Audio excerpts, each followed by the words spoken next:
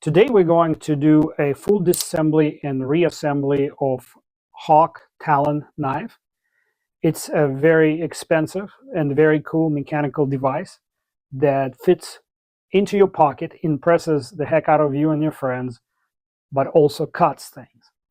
So this video will be disassembly and reassembly only, and there's some tricky parts in that process that you totally got to see before you tackle it on your own. Thanks for watching. Let's go. You need a T6 driver bit. The reason I chose Hoto is because the bits are made out of S2 tool steel and a heat-treated 58 to 60 HRC, which I tested. You can use the pivot tool provided by Hawk, but I don't like the keychain ring on it. It just makes it a little wiggly, and we don't want to scratch hardware on a very, very expensive knife. So what I do is I remove the ring. Instead, I grab the 5/32 punch out of my SETI Amazon found 9-pin set, and I press the disassembly tool down between my thumb and index finger on the bottom scale. The disassembly tool is spherical on the top, so it rotates freely under my thumb, and what that buys you, you don't have to fiddle with the disassembly tool all the time like this and risk scratching the hardware. I apply upward pressure with my index finger, and finally I get to the point when I can just simply unscrew the pivot screw. All the tools that I use in this video and then some of my other sharpening and maintenance tools can be found in the video description. Those are Amazon links that help my channel. All these tools are very inexpensive and thoroughly tested and vetted by me before I recommend them.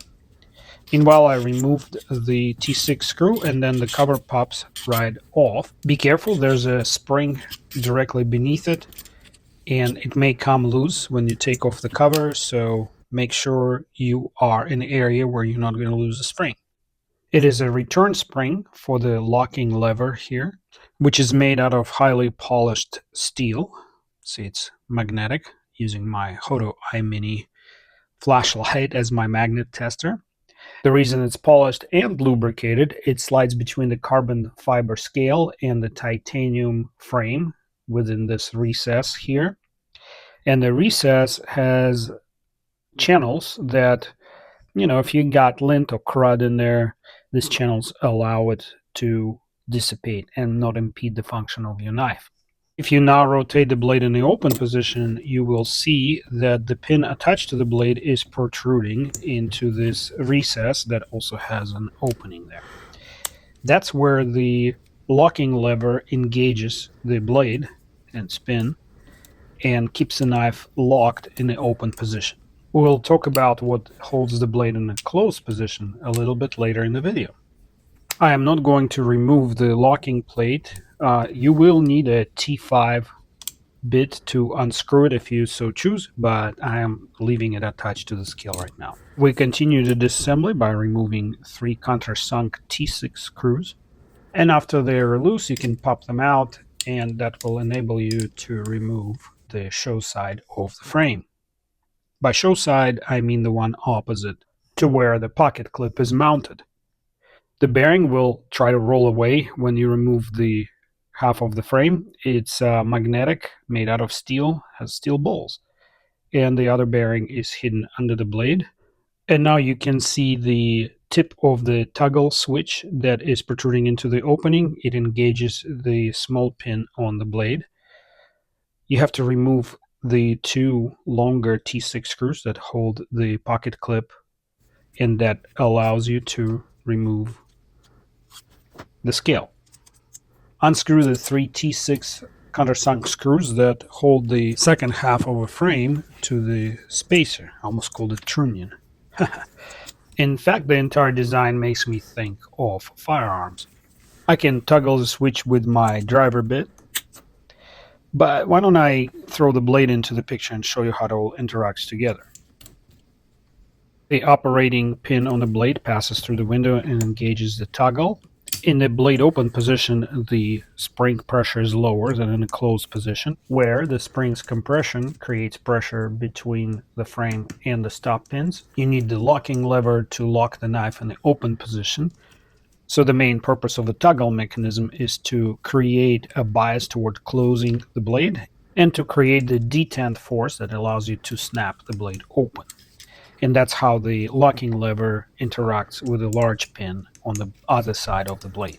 To separate the second half of the frame from the spacer, unscrew 3 T6 countersunk screws. If you find this video useful so far, please don't forget to hit the like button. If you're planning to remove the toggle mechanism, please make sure that the toggle switch is in the blade open position, so the pressure on the spring is minimal. Give the frame a few light taps, holding your fingers underneath so nothing runs away from you. Now the spring will pop out. The bronze toggle cam will easily slide out, and now you may need to assist the actual toggle lever because it's very snugly fitted to its pivot boss. I call it a boss because it's not a pin, it's machined right into the frame, not separable. And so is the spring pin right there. It's all machined in one operation. Very sophisticated equipment would be needed, well-tuned CNC. There's the square shape retainer for the pivot barrel, and the hole is completely rounded on the other side. As a former CNC machinist, I can attest how complex is the setup for this machine job. All these openings, recesses, protrusions, and I imagine the tolerances are very, very tight to keep it all going, to keep it all interacting properly. So that's where the price is generated. For cleaning my knives, I like using naphtha, also known as the lighter fluid. Unlike some alcohol and ammonia-based cleaning solutions, it contains no water and it dissolves greases really well. You can also use mineral spirits, but I don't like how it dries the skin on my fingers. Typically, I use the cotton swab. I'm making sure that I'm policing all the fibers that the swab may leave behind. Why would one need to do this? Potentially, when you are dealing with fresh off the production line knife, you could have some debris that was left there by assembly workers. That was not the case here, but sometimes it does happen. Also, when the metal pieces start interacting, you may see some shavings, and when the blades are coated, the coating may come off and also get lodged in the knife's mechanism. Highly undesirable for a knife nut. I am getting my lubricant. I'm using white lithium grease and an ordinary wooden toothpick to spread it in the crevasses of the mechanism. Not very different from maintaining some of the older firearms. The newer firearms are designed to work without the lube or with minimal amount of lube, but some of the older antique rifles and pistols require a minor amount of grease. I am focused on titanium components. Titanium, especially thusly treated with a tumbled finish, can be pretty abrasive. The blade itself has some kind of bronze coating around the pivot hole where it interacts with the bearing, so I am not worried about that as much. But I am lubricating where the pivot barrel interacts with the frame and the blade.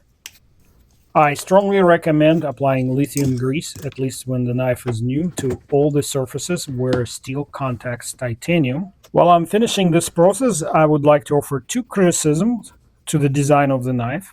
I would prefer if the knife had a second external screw that holds the scale down, so that the loading on the scale is not distributed between one small screw and a pivot screw / barrel. The other concern I have is from the system level, the maintainability and repairability of this knife is impeded by the fact that you can only disassemble it from the show side and cannot disassemble it from the clip side.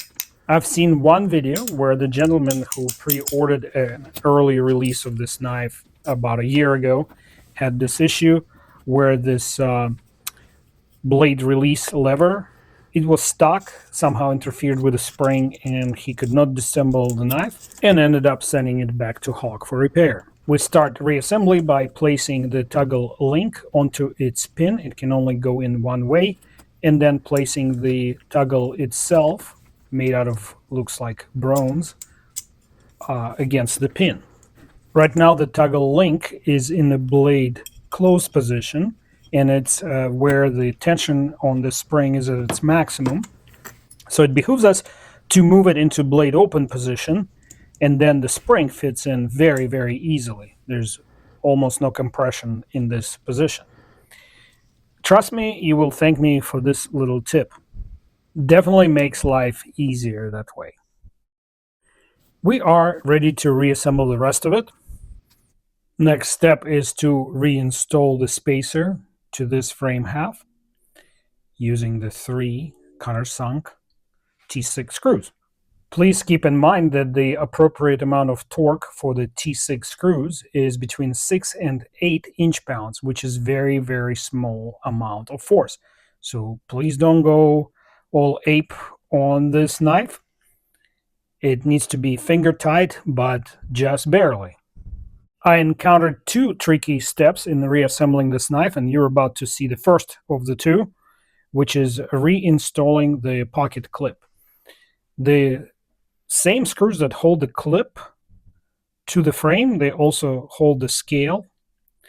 So what I'm trying to do here, awkwardly, is put one of the screws in its hole so it protrudes thusly, and then bringing the first hole on the base of the pocket clip to the screw, rotating the clip so that it protrudes beyond the scale, starting the threads 1.5 full turn, and then I can rotate the clip back into its recess. It will click in, and then you can tighten both screws. Remember, it's 6 to 8 inch-pounds of torque. Be gentle but firm and stay positive. Please take a look at the shape of the base of the pivot nut.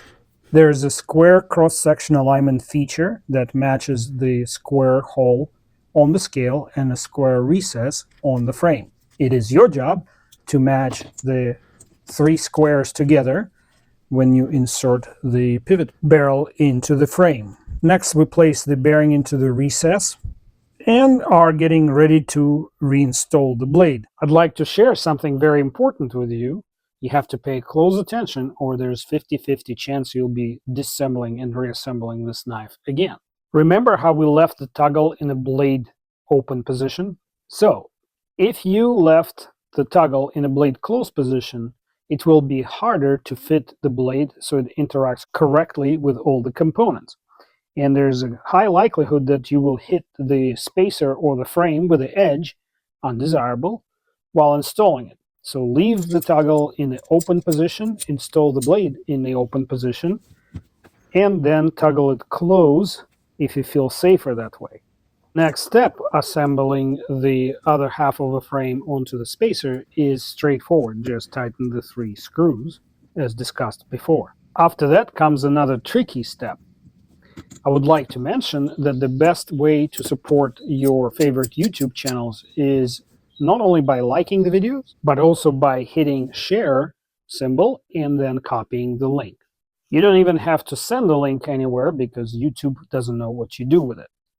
Here comes possibly the trickiest part of reassembly, installing the show scale with a thumb switch and the locking bar attached to it. I slowed down the video some so that you can see clearly that I am lining up the scale in such a way that the lock bar that swivels beneath it fits into the recess on the frame, and then sliding the plate toward the back of the knife so that the protrusion on the lock bar engages the spring. It clicks in place, and now I can move the scale back and forth to see if there is the spring tension on the lock bar. I am pressing the scale onto the frame with my thumb and index finger. Allow me to replay it at normal speed. So line up the lock bar into the recess, press down, slide the scale backwards, listen for the click, test the spring tension by moving the scale. And we're ready to wrap it up. Let's grab that last small scale screw. That's the one that has a mushroom head. And while I'm putting it back in, I'd like to remind you that my channel is not affiliated with any knife maker or knife retailer. It is a self-sponsored adventure, and that's why I'd like to thank my monthly members and my generous super thanks donors. Please join me in thanking them for inspiring my work. Looks like I went a little crazy with that grease, so I'm removing the excess of grease, and all I have to do now is put back the pivot screw and tighten it up. When you do that, keep in your mind that you have to apply pressure. You're squeezing the pivot hardware between your index finger and the thumb. That prevents the pivot hardware from falling out the other side. By the way, you might find it interesting that I also published a video where I test the hardness of this knife's blade, as well as another Hawk Talon blade. Let's grab those pins. I think we're ready to torque down the pivot screw. It's probably totally unnecessary, but I'm trying to orient it symmetrically with the pivot barrel head on the other side, so everything is pointing in the same direction. But in my zeal, I over tightened it a little bit, so I'm going to loosen it up now and let it fly. Yeah, good luck doing it by hand now that you used the pin. Torque here is about 40 inch-pounds on this size screw. There you go. Back to factory settings. Am I? Nope, I guess I have to loosen it a little more. That's fun to play with. With a few seconds remaining, I would like to thank you for watching, subscribing, and don't forget to hit notification bell. This way you will not miss all the cool content that I put out there, including some pretty serious knife tests. All I have to do now is to check for blade play and side to side and lock rock, none detected. The function is back to factory settings. I am very pleased with the result and hope that this video was useful to you.